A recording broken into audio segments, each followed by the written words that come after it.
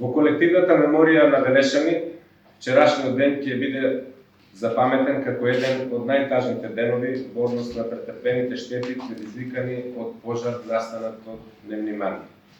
Во овие мигови кога е надвисната неизмерна тага и се уште се проценуваат последиците од еколошката катастрофа, сочувствувам со болката на секој поединец од загубата на природното богатство.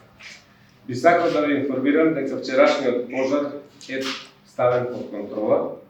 Дозволете ми со конкретни податоци да ја информирам преку вас јавноста околу немилите настани што се случија вчера.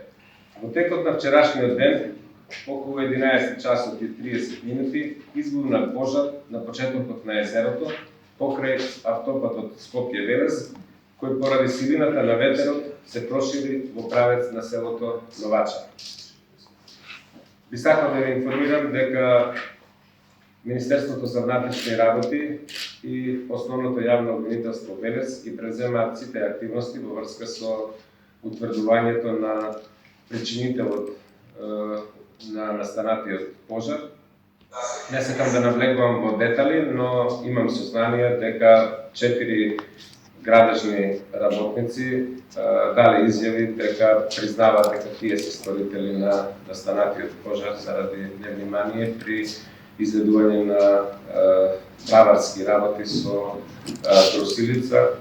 Искрите кои излетале ја запалиле околната трева од која настанал пожар, што тие потоа не можеле да го контролираат. Какви ќе бидат понатамошните постапки, ќе ви информираат во наредниот период надлежните државни органи.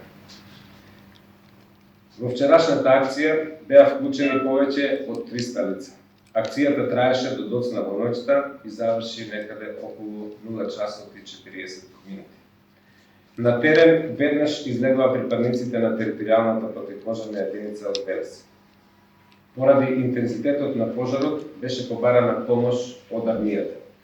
Во пресрет ни излегоа припадниците на воздухопловната бригада на армијата и командата за обука и доктрини од Центарот за индивидуална обука, кои испратија 2 хеликоптери. За време на огнената стихија од нивна страна беа фрлени 27 ведра, односно 54 тони вода.